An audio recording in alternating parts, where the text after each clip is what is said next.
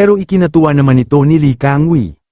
Dahil sa nakita nitong boss kaya itinanong nito kung may sarili din ba ang kanilang basketball team. Ang suporta ay mas mahusay kaysa sa kanyang inaasahan. Ngunit biglang lumabas si Coach Wanggo sa loob ng van kaya ikinadismaya nila na doon sila sasakay.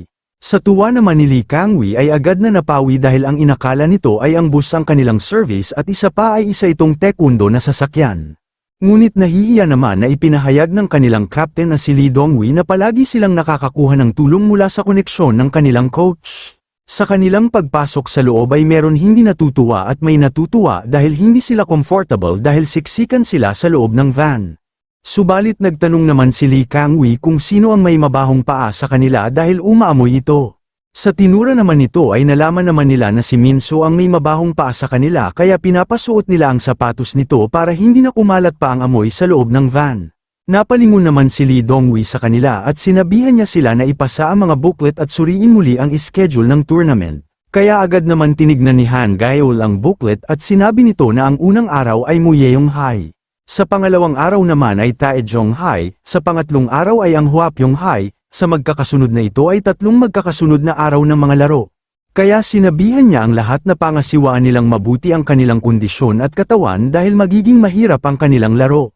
Wika naman ni Han Gaeol, nasayang hindi makakasama si Yoonchae dahil sa kanyang klase. Saad din ni Baek Sungbin na hindi nila pwedeng ilagay si Yoonchae sa ganitong sasakyan. Sa oras naman na ito ay iniisip ngayon ni Yoonchae na ang lahat siguro ay paalis na ngayon. Wika naman ni Lee Dongwi na humigit kumulang 3 oras bago makarating doon kaya panuorin ang footage ng kalaban noong nakaraang taon at sabay inilabas nito ang tablet sa kanyang bag. Dagdag pa nito na ang mga pagod at hindi sabay sa biyahe ay maaaring umidlip, pero sumagot naman si Lee Kangwi na paano naman sila matutulog dito na halos hindi siya makagalaw. Sa sandaling ito ay naamoy ulit nila ang mabahong paa ni Minso kaya itinanong nila kung isinuot na ba nito ang sapatos niya. Ngunit hindi na nila kinaya pa ang amoy kaya sinabihan nila si Coach Wanggo na buksan ang bintana dahil malapit na silang mamatay. Subalit kinakabahan naman si Lee Kangwi kaya sinabihan niya si Coach Wanggo kung sigurado ba siyang okay ito sa long distance driving. Agad naman sumagot si Coach Wanggo sabay thumb up nito at ipinalandakan pa niya na syempre siya ang pinakamagaling na driver. Pero saad pa ni Lee Kangwi na sa itsura pa lang ni Coach Wanggo ay labis na itong pagod. Sa oras naman na ito ay napadasal na lang si Baek Sungbin na sana ay sa kanyang paggising ay ando na sila. Ngunit hindi naman mapalagay sina Junyong at si Hangso dahil nagsisiksikan sila sa van. Nababahala naman si Lee Kangwi sa pag-drive ni Coach Wanggo ang nakikita nito sa ngayon ay hindi na maganda ang kalagayan nito sa pagmaneho. Naging busy naman sina Songchan at si Yunsong sa panunood nila sa cellphone ng highlights ng Taejong High. Pero si Choi Il-rak naman ay nakatingin ito sa bintana habang nakikinig ng paborito niyang kanta. Makalipas pa ang ilang oras nakarating na rin sila sa kanilang destinasyon. Sa pagbaba nila sa van ay pinag-unat nila ang kanilang katawan sa kadahilanan sumakit ang mga katawan nila sa mahabang biyahe.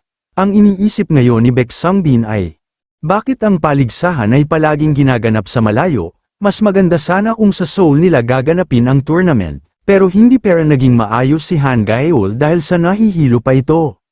Sa sandaling ito ay bumaba na rin si Lee Dongwi habang buhat niya si Coach Wanggo na halos mamatay na ito sa pagmamaneho sa mahabang biyahe. Nabahala naman si Han Gaeol kaya agad niyang sinabihan si Coach Wanggo kung ayos lang ba ito. Wika naman nito na ayos lang siya at sinabihan niya ang lahat na dali-dali silang pumunta sa gym para mag-practice dahil mayroon pa silang 30 minutong advance court time na nakalaan. Makalipas pa ang ilang sandali ay agad naman silang nagtungo sa gym. Ngunit wika naman si Lee Dongwi sa lahat. Na wala silang masyadong oras na bahagyang magpainit at suriin ang pakiramdam ng pag-shooting na agad naman sila sumagot ng oo. Sa mga oras na ito ay nag-warm up sila at pinapakiramdaman nila ang kanilang shooting dahil hindi pa nila nakakabisado ang court na parang naninibago sila. Bigla naman lumapit si Han Gaeol kay Lee Dongwi at sinabi nito na doon sa kabilang side, na hindi ba sila ang Hwapyong High dahil nakita nito ang nakasulat sa uniform nila. Pero iminungkahi naman ni Lee Kangwi na ang Hwapyong High ay makakaharap nila sila sa ikatlong araw. Agad naman sinang-ayunan nito ni Han Gaeol na sila ang paaralang huli nilang makakaharap sa preliminaries ng liga. Saad naman ni Baek Sungbin na sabi nila ang kanilang coach ay pumipili ng mga bata batay sa height, At tingnan ang kanilang karaniwang taas, na talagang nakakatakot. Pero pang-aasar naman ni Choi Il-rock na ipinarinig kay Lee Kang-woo na ang kanyang alagang aso ay hindi makapasok sa paaralang yun kahit na siya ay namatay at mabuhay muli. Sa sinabi ni Choi Il-rock ay natawa na lang si Baek Sang-bin. Subalit nang gagalaiti naman si Lee Kang-woo sa kanyang narinig kaya sinabihan niya ang senior nito na si Baek Sang-bin na huwag itong tumawa. Sa pagsusuri naman ni Yoon Song sa kabila ay napansin niya ang lalaking number 5.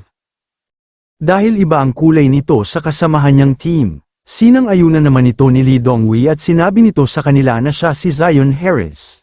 Sa pagkakaalam niya ay ang ama nito ay isang American. Sa pag-drive naman ni Zion ay nag-cheer naman ang kasama nito na magpakitang gilas ito. Ngunit nakita naman ni Baek Sang-bin at si Yoon Song ang pagsalaksak ni Zion sa loob. Sa sandaling ito ay tumalo na si Zion at balak niyang i-dunk ang bola ng dalawang kamay. Sa kanyang ginawa ay matagumpay naman niya na may dunk ang bola sa ring. Nanlaki naman ang mata ni Han Gaeol dahil sa kanyang nasaksihan na pahanga ito dahil nagawa niyang may dunk ang bola ng dalawang kamay. Pero naiinis naman si Baek Sang-bin kaya sinabihan niya si Lee Dong-wi na kaya din ito ang ginawa ng kumag na yun. Napaubo naman si Lee Dong-wi at sinabi nito na tama siya, dahil hindi siya papayag na matatalo sila sa pananakot nila. Kaya nag-umpisa na itong mag-dribble para magpakitang gilas din. Sa naging action naman niya ay napalingon naman ang team ng Hwa Pyeonghai. Sa oras naman na ito ay tumalon na si Lee Dong-wi para e-dunk ang bola. Pero sa kasamaang palad ay hindi ito nagtagumpay. Dahil dito ay nakaramdam ng inis at kahihiyan si Lee Dong-wi. Sa pangyayaring ito ay hindi inaasahan ni Baek Sang-bin na sasablay ang kanilang captain. Sa kabilang banda naman ay napatawa naman ng isang lalaki dahil palpak ang ginawa niya. Pero sa pagkakataong ito ay kumilos na rin si Choi Il-rock na kanilang ikinabigla. Sa nakita naman ni Lee Dong-wi ay biglang nawala ang inis nito nang makitang akopi ni Choi Il-rock ang kanyang ginawa. Sa pag-dribble ni Choi Il-rock ay isang malakas nitong pinatalbog ang bola sa sahig at nang malapit na ito sa ring ay naghanda na rin ito para tumalon. Sa kanyang pagtalon ay agad niyang sinalo ang bola at isang magarbong backdunk ang ginawa niyang pag-dunk sa ring. Dahil dito ay napanganga na lang ang kanyang teammates sa ginawang niyang backdunk. Wika naman ni Yoon Song na kanyang hinawi pa ang bola sa ere bago e-dunk. Sa kabilang banda naman ay bigla silang natahimik matapos nilang makita ang ginawa ni Choi Il-rock. Napangiti naman si Baek Sang-bin kaya sinabihan niya si Choi Il-rock na siya ay maaasahan talaga sa ganitong sitwasyon. Agad naman lumapit si Lee Dong-wi sabay hinawakan niya sa balikat si Il-rock at ito'y nagpasalamat. Sa sandaling ito ay wala na silang oras kaya iminungkahi ng kanilang captain na isa pang lap ang kanilang gagawin. Makalipas pa ang ilang minuto ay natapos na rin ang kanilang pag-inspection at warm-up. Ngunit makikita natin si Lee Kang-woo na naglalakad sa hallway para bumili ng drinks. Pero ang iniisip niya ngayon ay ang mga player ng Hwa Pyeonghai.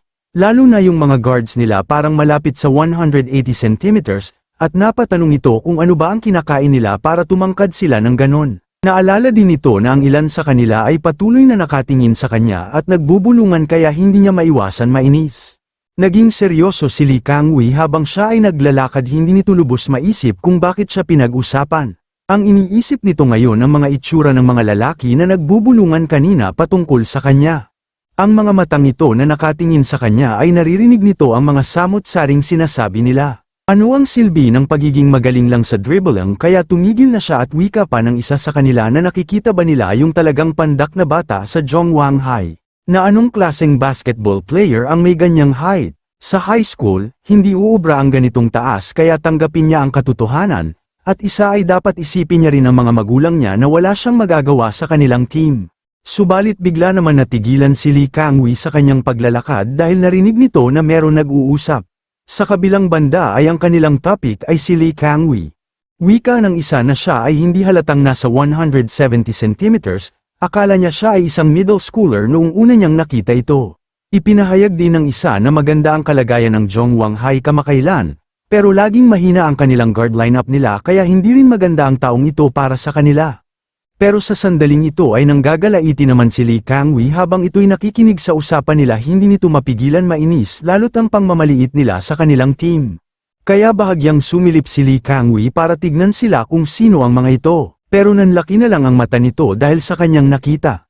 Sa usapan naman ng tatlong buhok ay biglang may nagsalita sa kanilang likuran.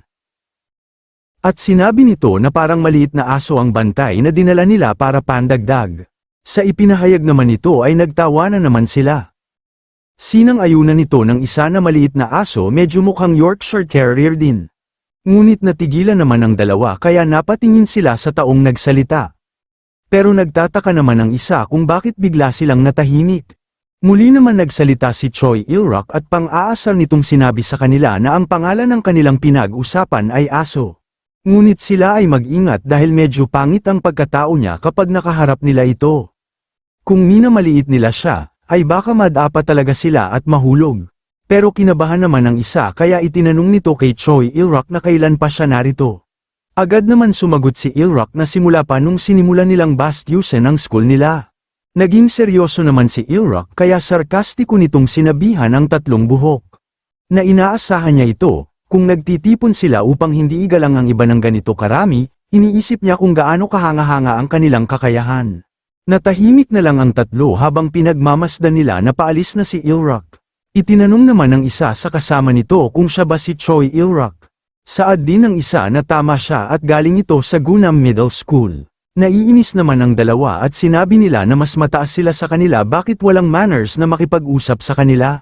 Ngunit sinabihan naman sila ng kalbo na balita niya medyo may personalidad siya, kaya mag-ingat sila. Sa pag-alis naman ni Choi Il-rock ay hindi niya inaasahan na makakasalubong niya si Lee Kang-wi. Kaya agad na umiwas si Il-rock pero naiinis naman si Lee Kang-wi habang nakatingin sa kanya. Napabalikwas naman si Lee Kang-wi kaya nagsaad ito na kahit hindi siya gumawa ng hakbang ay may sasabihin siya sana sa kanila. Pero agad naman tinakpa ni Il-rock ang kanyang tinga ng daliri nito dahil tumatahol na naman ang alagang niyang aso. Dagdag pa ni Lee Kang-wi na talagang medyo nagtitimpi lang siya, dahil ito ang araw bago ang kanilang paligsahan. Makalipas ang ilang oras ay nalipat naman tayo ng eksena. Nakasalukuyang kinamusta ni Coach Wang Gu sila kung nasuri ba nila ang gym at nakapag-practice na agad naman silang sumagot ng oo. Pero iminungkahi naman ni Baek Sungbin kay Coach Wang Gu na nakita na ba niya ang player ng Hwa Pyeonghai dahil si Zion ay iba ito sa kanyang team. Subalit itinanong naman ni Hyung Seo kay Yunsong na maghaharap bukas ang Taejong-hai at Hwa Pyeonghai, at sino sa tingin niya mananalo sa kanila. Wika naman Yunsong na kung sino man sa kanila ang manalo ay kailangan nilang talunin ang isa sa kanila. Pero nagsaad naman si Coach Wang Gu na parang walang interesado bukas sa kanilang game laban sa Muyeong-hai. Sa kanilang narinig ay bigla silang natahimik dahil nakalimutan nila ang tungkol dito. Agad naman nagsalita si Hyung Seo dahil nabalitaan niya ang Muyeong-hai ay isang koponan na hindi nakapasok sa pangunahing paligsahan. Sinang-ayunan naman ito ni Yunsong kaya sinabihan niya si Coach Wang Gu na hindi sila matatalo sa Muyeong-hai kaya wag siyang mag-alala pa. Ipinalandakan din ni Baek Sungbin na syempre dapat nilang talunin sila kahit sinong team dahil ang mahalaga ay makapasok sila sa main tournament. Pero hindi naman ito sinang-ayunan ni Coach Wang Gu dahil ang kanilang makakalaban ay malalakas na team kaya wag silang magsabi ng tapos. Kahit na ang Muyeong-hai ay hindi nila dapat itong maliitin kaya hindi magiging madali sa kanila ang cup unang ito. Sa tinura ni Coach Wang Gu ay naging seryoso ang kanilang mukha na tama nga ang kanilang coach na wag silang maging kampante. Kaya nasabi ito ni Coach Wang Gu dahil ang player ng Muyeong-hai na number 11 na si Yu Harem, na siya ang pinakamatangkad na makakaharap nila na high schooler sa bansa na nasa 210 cm ito.